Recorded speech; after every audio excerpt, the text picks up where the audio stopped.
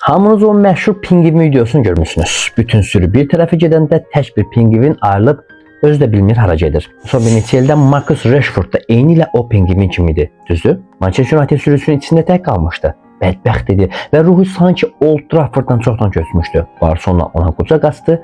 Kataloniya günəşi onun donmuş karyerasını qızdırdı. Oradan yenidən gülümsədi, yenidən qollarını sıraladı. Təşəkkürlər Barsa, Rashfordu bizə yenidən xatırlatdığın üçün. Amma indi havada fərqli bir qoxu var.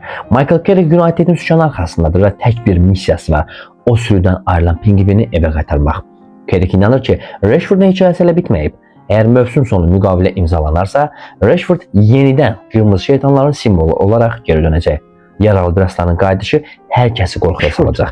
Sizcə Carrick Rashfordu evə qaytarıb ondan yenidən bir canavar yarada biləcək, yoxsa Marcus'un yeri elə günəşli İspaniyadır?